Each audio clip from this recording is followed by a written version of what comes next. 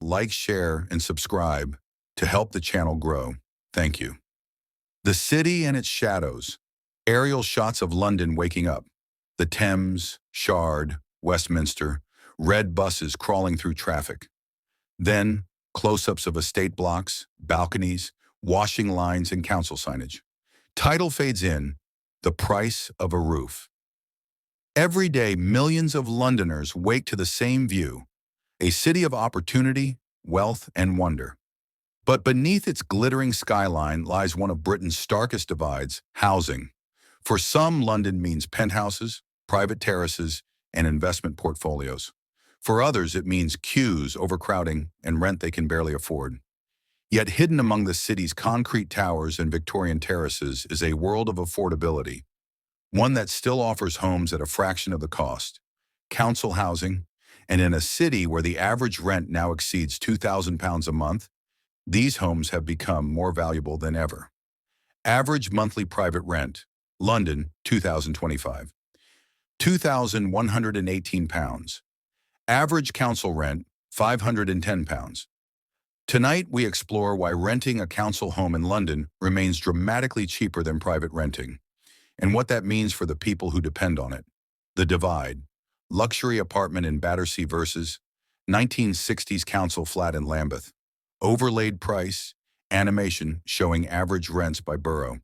London's rental divide is not just an economic gap, it's a social one.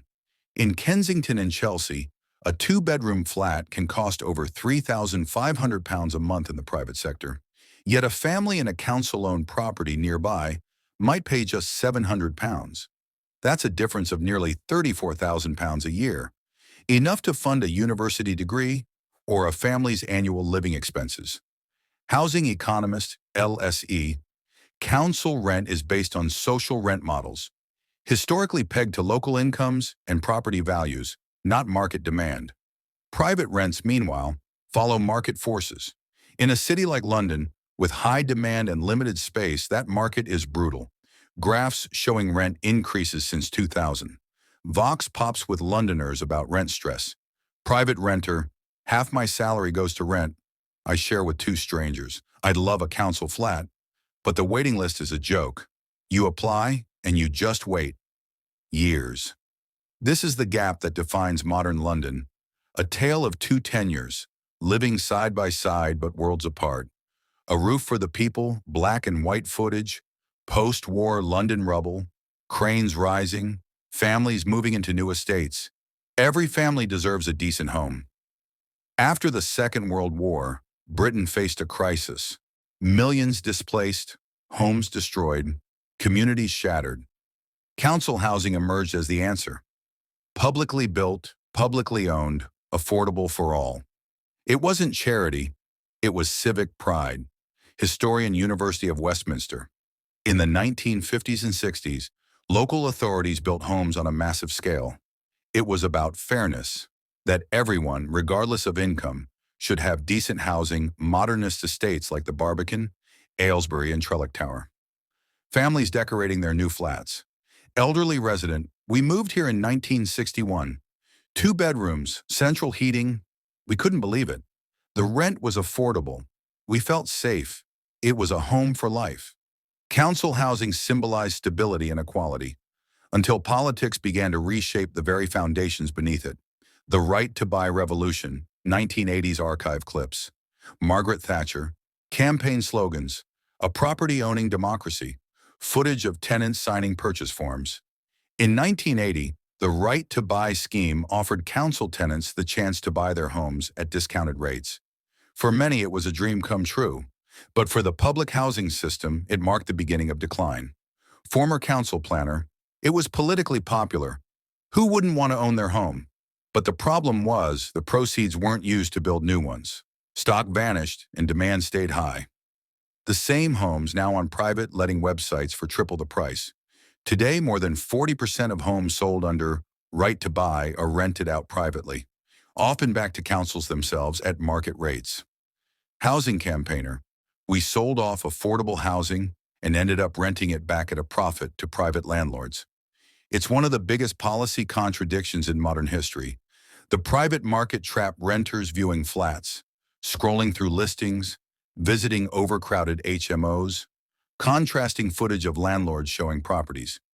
In London's private rental sector, everything has a price, and little has a limit. Renters face sky-high deposits, bidding wars, and short-term leases that keep them in constant uncertainty. Private renter nurse: I earn £2,800 a month. My rent is £1,600. It's not sustainable. I've looked for council housing for 5 years. Nothing. For many essential workers, nurses, teachers, bus drivers, private renting is simply unaffordable. Yet these are the people who keep the city running: council maintenance teams repairing estates, private landlords doing minimal repairs, housing lawyer. Private renting lacks security. You can be evicted with 2 months' notice. Council tenants, in contrast, have lifetime tenancies and regulated rent. That stability is priceless. The waiting game: families in temporary accommodation, hotel rooms, and converted shipping containers. A mother helping her son with homework in a cramped single room. More than 300,000 Londoners are currently waiting for council housing. Some wait years, some give up, and some live in temporary accommodation, move from borough to borough, never sure where they'll be next.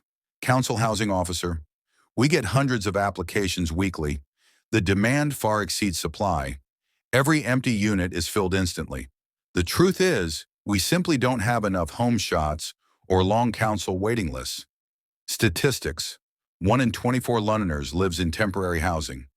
Single mother: I've been on the list for 8 years. My son's grown up in B&Bs. I just want a place we can call ours. For many, council housing isn't a luxury. It's survival, stability, and hope. Council tenants enjoying their homes, cooking, children playing, gardening on balconies. Regeneration projects, eco-homes, community meetings.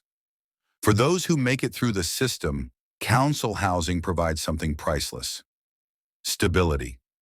Affordable rent allows people to rebuild their lives, invest in education, and participate in their communities. We used to move every year. Now our rent is fair, and I can finally focus on finishing my degree. Council housing shouldn't just be a safety net. It should be a model for how we build cities: sustainable, fair, and human. Across London, councils are once again beginning to build. Slowly, new social housing rises from the ruins of austerity and neglect. A reminder that fairness is possible if we choose it. London's skyline at dusk, fading from glittering towers to quiet estates. A light turns on in a council flat window. A home is more than bricks and mortar. It's security, it's belonging. And for millions of Londoners, it's what stands between hope and hardship. Council housing remains one of the last bastions of true affordability in the capital. The question for London's future is not whether it can afford to build more, but whether it can afford not to. Please like, share, and subscribe to help the channel grow. Thank you.